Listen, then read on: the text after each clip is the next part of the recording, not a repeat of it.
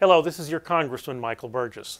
Earlier this week, Secretary of State John Kerry met in Paris with Russian Foreign Minister Sergei Lavrov and other European leaders to discuss the deteriorating situation in Ukraine. Unfortunately, those meetings did not include one between Lavrov and his Ukrainian counterpart.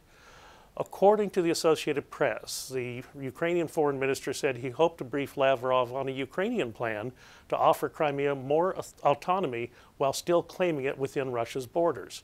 He stressed that the Ukraine would use all peaceful means and it wants to avoid war with Russia. Still, leaders in Moscow have refused to recognize Ukraine's new leaders, much less sit down with them. A meeting between the two nations must occur to ensure a peaceful solution. As the crisis continues to evolve, we have been met with virtual silence on this issue from President Obama. However, it's precisely because of the president's inaction on international matters that has emboldened President Putin to take such radical action. Recently, red lines and ultimatums followed up with non-action by the Obama administration, and it set a precedent that bad actors can operate with impunity. 4 years ago, then Secretary Hillary Clinton said we must hit the reset button on our relationship with President Putin. This sent a terrible message to the rest of the world. It implied that the United States, which has always stood for freedom and democracy, is willing to work diplomatically with President Putin.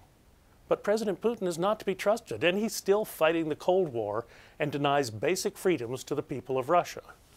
Indeed, the world is looking to America for leadership. They are looking to President Obama to act. Instead, they are getting nothing in return. Rather than empty promises, we need to reassert American leadership. Here in the House, we're doing our part to make that happen. Yesterday, I voted in support of a bill that would allow loan guarantees for the Ukraine. The House Foreign Affairs Committee also introduced a separate, non-binding resolution that would urge the Treasury Department to impose economic sanctions on Russia, such as targeting Russian individuals and banks. Then just yesterday, I signed on to a bill that would grant all pending natural gas export applications without delay, regardless of whether or not the country they are going to has free trade agreements.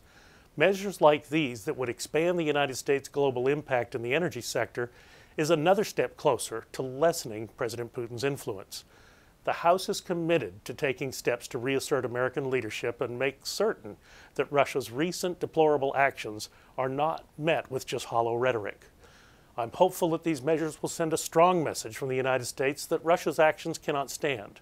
As always, I welcome your thoughts, your comments on this issue. Thank you for taking the time to listen. May God bless you and your family, and as always, may God bless Texas.